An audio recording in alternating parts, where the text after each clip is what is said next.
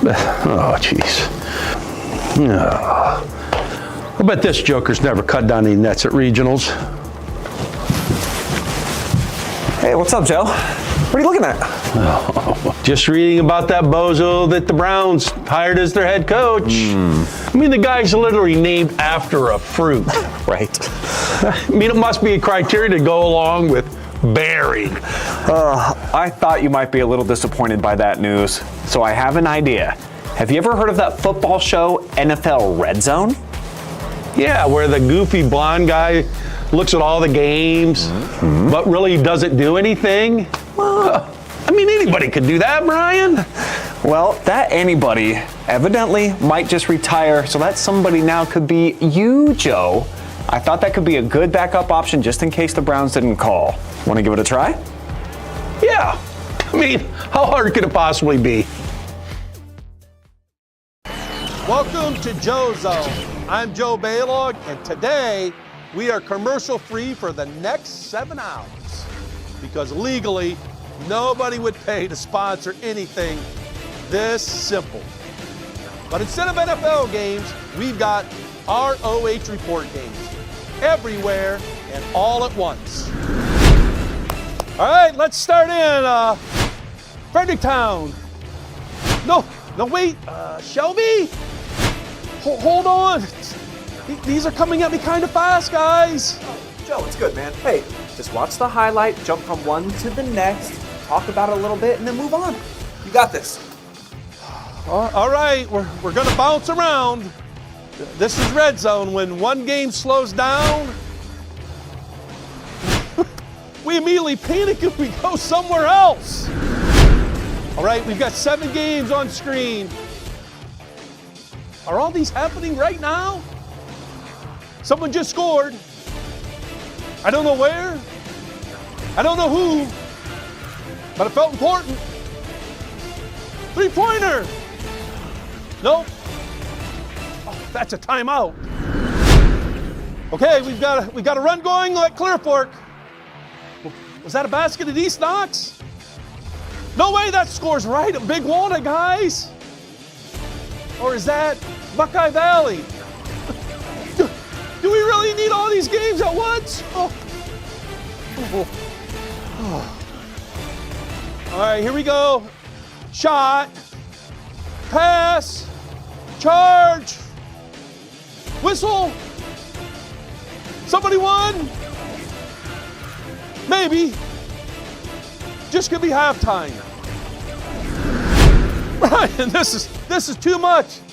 These are real kids, real moments, and we're treating them like musical chairs. Just relax, Joe. You're doing fine, man. This is why we do what we do. Remember, you're just talking basketball. You got this. Yeah. You're right. He's right. Just talk hoops, Balogh. All right, I got this.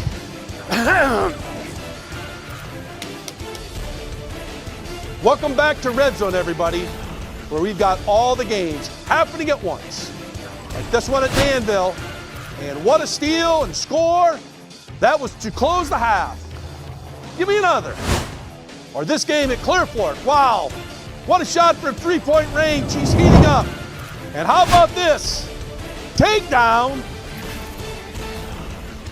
Why is there wrestling?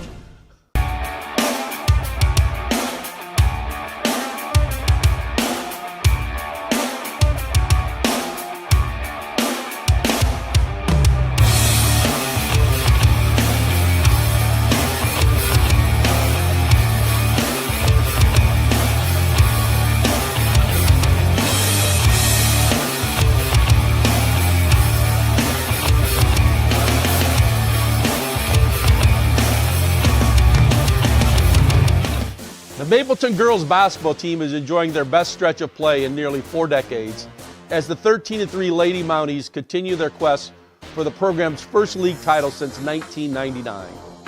I had the opportunity to stop by a recent practice to see what head coach Matt Hess has brought back to his alma mater that's helped turn Mapleton from the Firelands Conference doormat into a legitimate contender.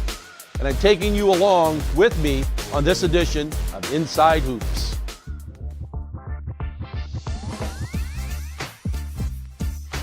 So we're here with Matt Hess of the Mapleton Mountie Girls Program, and kind of being out of coaching, I think I've been out 4 years and had an opportunity to kind of go around this area and talk to coaches. And one of the things I think is always interests our viewers is kind of the journey you've taken. So maybe talk a little bit about, I know you're a high school graduate here of Mapleton, and kind of how that journey got you where you're at as far as being the head girls coach here. Sure, yeah. Well, first of all, I want to thank you guys at OH Report, all the stuff that you guys do, bringing high school basketball to the area. I know it means a lot to the fans, means a lot to the players, and we just appreciate what you're able to offer here in this community. I've even had the chance to connect with some friends from Texas and Florida through OH Report watching games now. Oh, we appreciate that we've been able to do that. Mapleton grad myself, and then from the area, obviously grew up on a farm just west of here a little bit. And, my wife and I lived in Ashland for a little while, then relocated here a few years ago, but right out of college started teaching and coaching here. And as far as getting into coaching, I would say, a lot of that had to do with my family being, basketball fans. My dad coaching for 30 plus years in some capacity, mostly here at Mapleton, and just had a love for the game. And then as my kids got older and also loved the sport, wanted to stay into coaching and really enjoy it here. Well, I think as a coach, when you get into coaching, you kind of develop a philosophy. So maybe talk a little bit about maybe what your philosophy is, and then also maybe just as important, maybe some people that have influenced you to develop how you develop that philosophy. Yeah, so I think the biggest thing with as far as philosophies, challenge for me has been being able to adapt that philosophy. Definitely been more of a half-court defense kind of guy, and until we had some athletes, and I felt like we needed to use their strengths a little bit more and pick up the pace. And sometimes that philosophy changed, but what doesn't change as far as philosophy is concerned is the relationship you get to build with these players and the families and the community. And first and foremost, that's one of our goals, to develop that.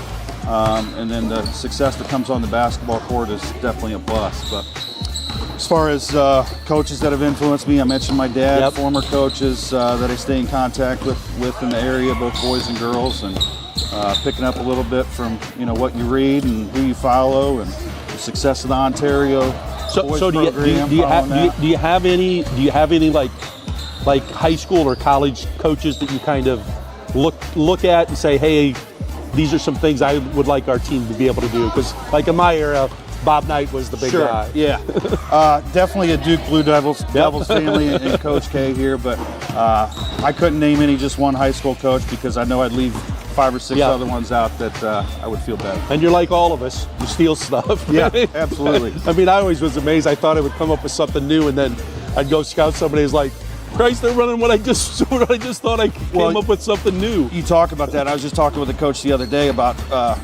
we were used to Saturday mornings getting in the vehicle, taking the DVD to exchange film, and now there's so much film out there with Huddle, and it's been great for the sport, but it's also it's challenging for us as coaches, because we have to do a better job preparing when other teams have that much film. You mentioned about trading DVDs and stuff. Do you ever think back as how did we find the time to do that? Right. It was because you talked about, even if it was like a half hour away, that's probably an hour and a half out of your day, then plus your practice, and it was kind of crazy. So you've been here 9 years, been a lifelong resident though, but what do you enjoy most about coaching? Going back to what I mentioned earlier, it's the relationship you build with the players, with the families, with the community that we have here that certainly makes it worth it. Maybe take a 180 turn. Is there anything that like you don't really enjoy about coaching, or that you would? I guess you know what I'm saying. Yeah. No, I mean the only thing I would maybe add to that is, what it's like with the behind-the-scenes work here at Mapleton right now, with some financial situations that we're in. It's these girls are paying $400 per sport, pay to participate, and it's been a lot on the coaches to do that fundraising for every sport. We couldn't do it. I have the best group of supportive parents, this community that is constantly supporting not just girls basketball, but other programs and academics here. special thank you to them for everything that they do. And that's the thing. I mean, that being a part of the Coaches Association, one of the things we started this year was a mentoring program for first and second year coaches, and I think that's one of the things that I think a lot of young coaches don't understand is the stuff behind the scenes, the fundraising, just all that stuff that you have to do that really doesn't involve the X and O part of coming to practice every day. Yeah, and like I said, I'm fortunate to have parents that have kind of, and assistants that have channeled some of that, so it's not as much of a responsibility for me. Well, let's talk a little bit about the team, though. You were 18 and 6 a year ago. Had a great start, off to another great start again this year. Yeah, thank you. What do you like about this basketball team this year? Yeah, I think with this group of girls that we have,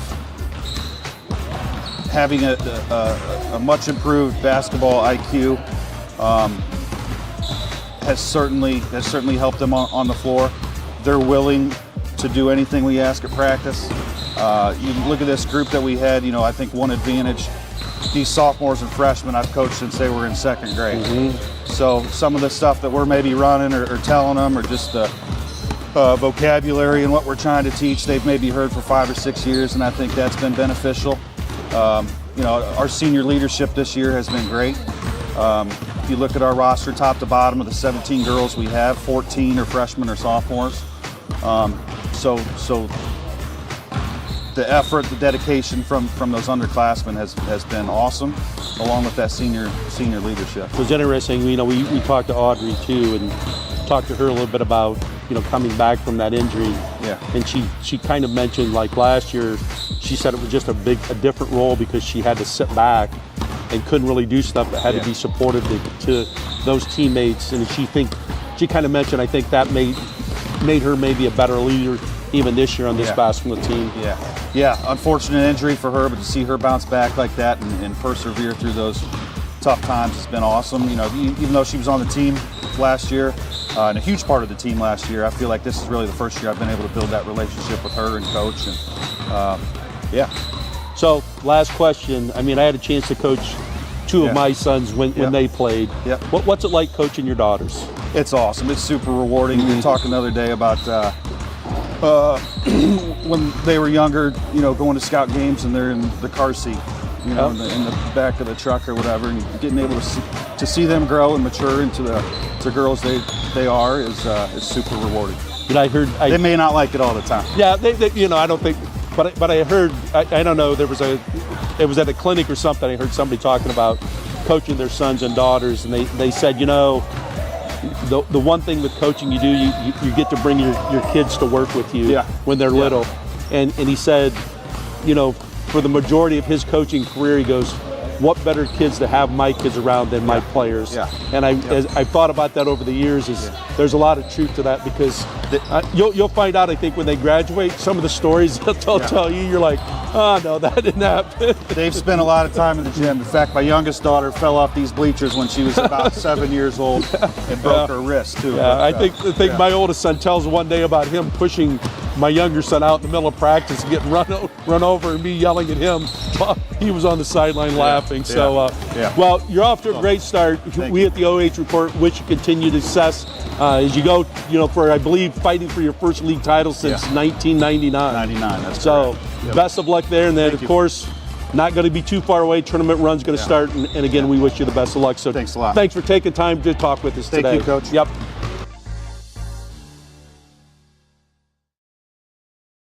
The Lady Mounties currently sit one game back of New London in the league standings, with their rematch against the Wildcats coming up next week. That matchup and their final 5 games will all be played at Mapleton, where the team boasts a 7-1 record this season. Let's take a quick 30-second timeout for a message from our sponsor, Buckeye Horizon. When it comes to comfort, every degree matters. At Buckeye Horizon, we proudly install and maintain Trane heating and cooling systems built to last, engineered for performance. And with our expert service, your home stays comfortable year-round. No matter the season, we'll keep your system running at its best. Call Buckeye Horizon at 419-529-2738, your local Trane comfort specialist. 2 weeks ago, I nominated 10 players for our third Coach B's Ballers of the season. We had a lot of votes come in for this segment, and here's who you, the fans, chose as the winner.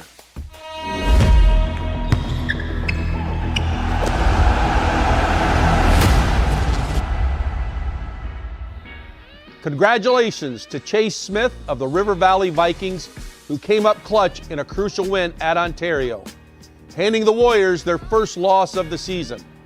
The senior guard knocked down 3 triples as he racked up 15 points, and he handed out 5 assists, leading River Valley to the top of the MOAC and landing him at the top of your list for this week's Baller. Now, let's meet this week's nominees for Coach B's Ballers.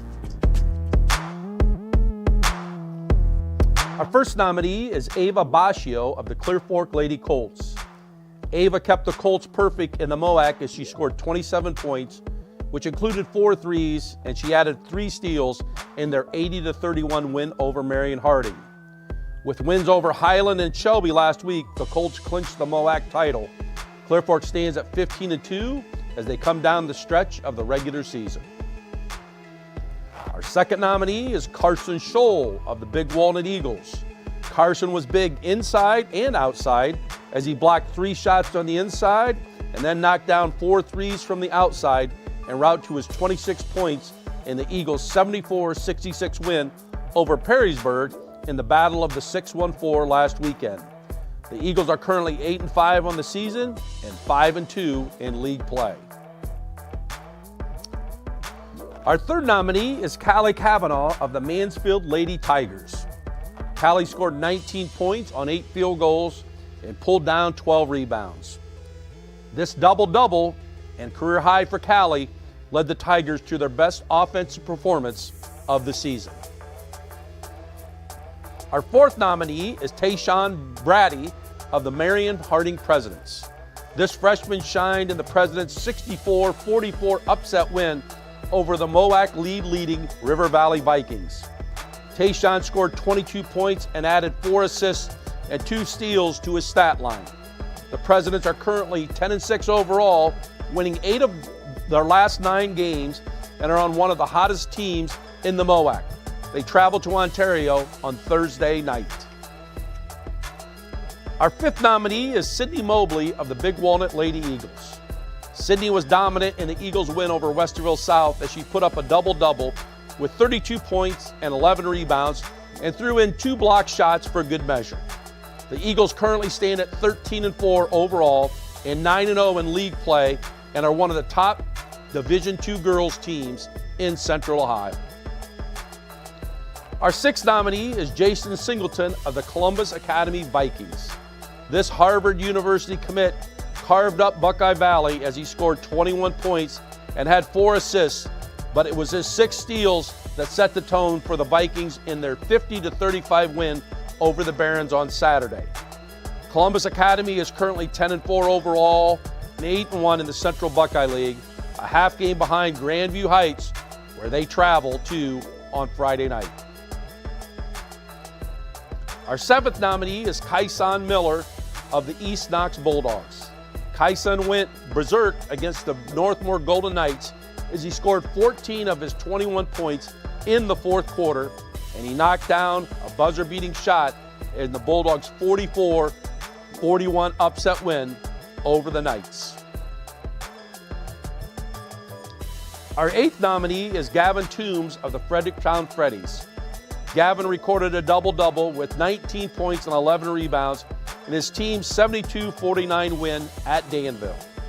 With the sweep of the Blue Devils, Fredericktown now owns a 2-game lead in the KMAC as they are 10-0 and also 14-0 overall.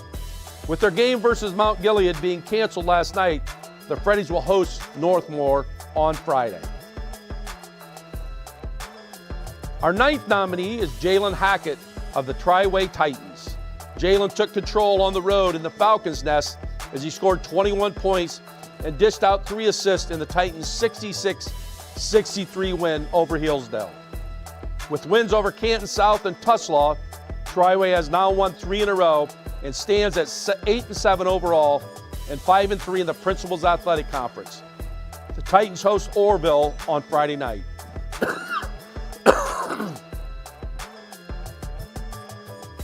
Our 10th nominee is Elijah McCree of the Westerville North Warriors. Elijah showed out in the Warriors' 67-60 win over Cincinnati Aiken in the Battle of the 614 at Ohio Dominican University last weekend. Elijah's stat line included 18 points, 6 assists, and 4 steals in this game against last year's Division III state runners-up. Westerville North, the defending Division II state champions, are currently 11-1 and 7-0 in league play. They will host Westerville South on Friday and then match up with St. Ignatius on Saturday. Our nominees will be put up for a fan vote in their own video post tomorrow to determine who will be our 4th baller of the new season. Now I'll send it over to Brian in the butcher shop as he prepares your top cuts. Thank you, Joe, and welcome here inside of the Butcher Shop, where we only have the finest, grade A, top choice selections for you. And with a week and a half of games to choose from instead of our standard 7, we have got some super saucy cuts on the way. So let's dive right in to my top 10 from this last week.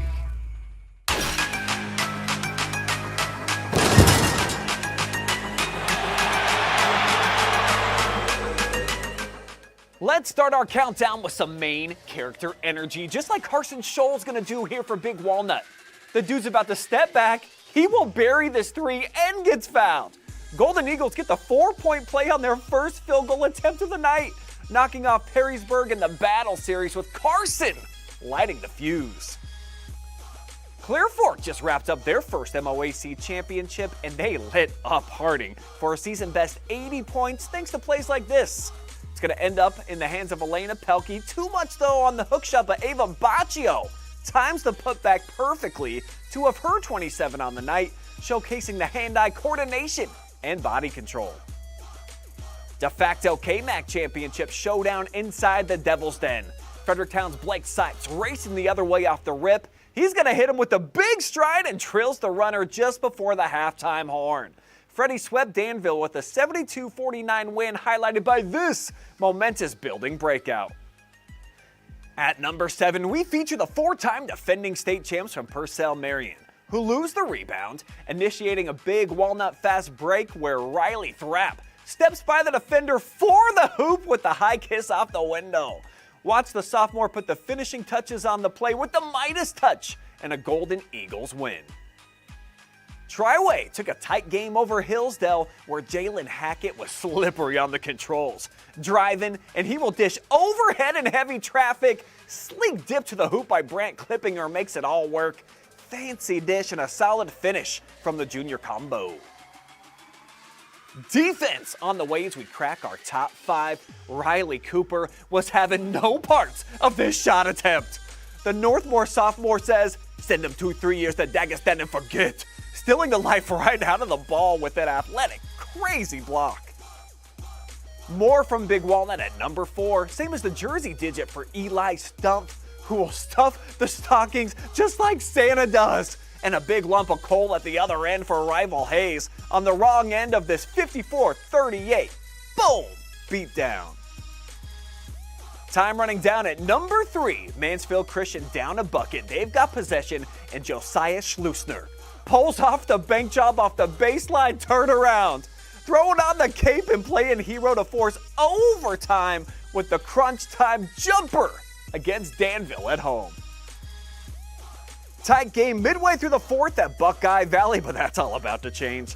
Jason Singleton darts into the passing lane, and he will go soaring for the skyscraper smash, trading defense in for points like he hit the lotto twice as Columbus Academy pulls away for their 6th straight win. But at number 1, we head inside the dog pound where there's just 1 second to play. And Kyson Miller, guess what? He likes his cheese dippy, bro. Game-winning triple stuns visiting Northmore as he cashes in the distance 3 with the clock showing absolute zeros. It's Miller time in Howard for your top cut of the week. That really is a solid top 5. So I understand if you have some beef with what was at number 1, 2, 3, 4, the whole 9 yards, and beef actually kind of adds up here in the butcher shop. But hey, let me know. Let your voice be heard down in the comment section below. We got a timeout coming up, but when we return, Joe is going around the arena with a 2-pack of Bedingfields. When it comes to comfort, every degree matters. At Buckeye Horizon, we proudly install and maintain Trane heating and cooling systems built to last, engineered for performance. And with our expert service, your home stays comfortable year-round. No matter the season, we'll keep your system running at its best. Call Buckeye Horizon at 419-529-2738, your local Trane comfort specialist. We started this season of The Joe Show by showcasing a true family affair with both the boys and girls basketball programs at Willard. Each which has started the season strong under husband-wife duo Joe and Elena Bedingfield. Now it's time for the kids to tell their side of this basketball story as we go around the arena with both Reese and JJ Bedingfield.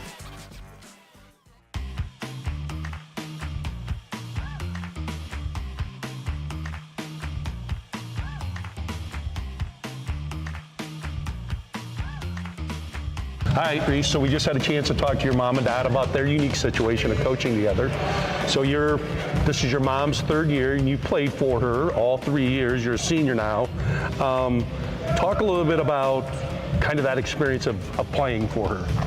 Yeah, it's definitely not something that a lot of people get to experience, like having a parent or both parents in me and JJ's situation as a coach. There's been some arguments, there's been some like good times and bad times. What's been the most enjoyable part? Just having someone that like knows you, like you have that relationship that like even outside of basketball, so you already have like a strong connection. So I think it just makes it easier. Just like when she's like yelling at you or correcting something, it just makes it easier to know like she's not gonna like hate you for it. Like you have that relationship to understand the difference between like you as a player and you as a person. So you kind of made a little bit of reference, but what's kind of difficult playing for your mom? Sometimes it's hard to like separate her as like a mom and like as a coach, because you had her as a mom her whole life, and then she recently started coaching, and so you have to like separate the two people in your minds, especially when you're coaching you and your teammates are watching and seeing how like you're interacting with her versus how like they're interacting. So it kind of sets the standard for how they're going to respond to her when I respond to her. I think the most difficult thing is just like remembering that he's your coach, like when you step on this court, and not your parents. So like talking back and all that, you can't do any of that. And I don't think that goes over very well with your dad or most good coaches, which your dad's a good one. No, not at all. What's been enjoyable about it? Kind of the most enjoyable thing you've had? I think the most enjoyable thing is just playing for him, having him around, because I get to spend a lot of time with him. So that's a great part of it. And you've been in this gym a lot over the years and around a lot of really good, not just good players, but good people that you've seen how they've done it. We talked to your parents a little bit. How do they manage, at home? Like, what kind of contributions do you have to do at home to kind of make this thing work that they're both coaching? I think that at home we have to do a lot of chores, like doing the dishes maybe sometimes, just helping out around the house, keeping the house clean, and just like doing our part to make sure everything's done at the house. So I have 3 other siblings, JJ and then my 2 sisters. And so we all just kind of like take turns like doing dishes and like helping with the kitchen mostly. That's really our only chore. And we also help take care of the dog. Like last night I got home from a game and my dog got into something outside and I had to go give him a shower. Like we all just kind of take turns like walking, feeding him, and helping with the kitchen and dishes. That's basically all we do at home to help just make sure everything flows and we don't get too stressed out or anything. Well, let's kind of get off the family thing and talk maybe about some fun things. But You know, you being a senior, is there anyone, like a person or persons that have kind of been a big influence in your career here at Willard? Yeah, definitely. Like my teammates, they've really helped influence my time here at Willard. My parents, obviously, as they're both coaches, they've helped me grow throughout my years. Just like the community and the support, especially Jayla is our old athletic trainer. She helped my rehab last year when I tore my ACL, so she's definitely been a big help this past few months. Talk a little bit about that, because that had to be kind of a tough thing to go through. I mean, because it happened, I think you had surgery at the end of February. Yeah, now you're kind of back. 27th. So, I mean, that's kind of a situation. You don't know when you're going to be back. So maybe just talk a little bit about fighting through that. Yeah, it definitely was not like an easy thing to go through. There was a lot of days, hard days. There was workouts where I was crying, and Jayla will tell you that. It was not fun, but I'm very grateful for how hard she pushed me, and to be able to come back and be able to say that I'm stronger than I was when I tore it is really something that I'm proud of, and I know that Jayla is proud of me for. You know, as you've grown up, I'm sure there's people that have influenced you. Is there any specific person or persons that have kind of had an influence on you so far as you start your career here of playing basketball at Willard? Yeah, absolutely. Max Dawson was a big one. I mean, he would bring me in, work me out, you know. It was good to have him around here because it just taught me how to do the right things, how to work out and all that stuff. What do you enjoy most about playing basketball? I just think the environment, like playing on the floor, like you try to like make moves and get to the basket, and just there's fans and the pressure, and I love like making good plays with my teammates. I think that's the most fun, is when you can make a good play, like you have good ball movement and you find the open person and you get an easy bucket. I think that's the most fun for me. If you're not playing basketball or really doing any other sport, is there anything you kind of like to enjoy doing? I like to hang out with my friends a lot, listen to music, so, yeah. All right, I probably won't know us, but who's your favorite artist that you listen to? Probably Lil Baby. Yeah, I would have no idea. I'm in choir. I like to sing a lot. I know my family will tell you that I sing all the time.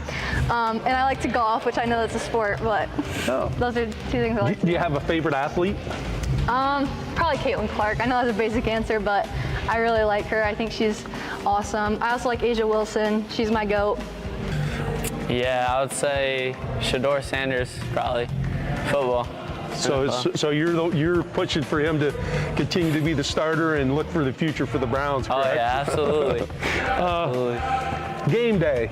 I mean, I know you're just a young freshman, but are there any kind of game day routines that you follow, like certain things you do on a game day, or maybe certain things you eat? Yeah. My mom usually takes care of us for like a lunchtime meal, and I usually grab applesauce before I go, but I always take an hour nap too. So. Usually my mom makes something really healthy, really good. She's good about that. I always take like a little applesauce or a snack for while the JV's playing, and I usually go home and watch film. That's usually it. All right, last two questions. Favorite Christmas movie? Ooh, that's a hard one. I don't know. Probably Jim Carrey's Grinch. Favorite Christmas movie? Probably Christmas with the Cranks. All right, best Christmas gift you've gotten so far? Probably my PlayStation. Okay. PlayStations are always good. I'm probably just gonna say my phone. I got my phone in 8th grade, so.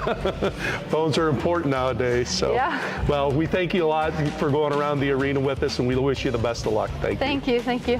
Well, JJ, appreciate you spending some time with us, and we wish you guys the best of luck. I guess as you play tomorrow night and then continue on your season. So congratulations and best of luck. Thank you.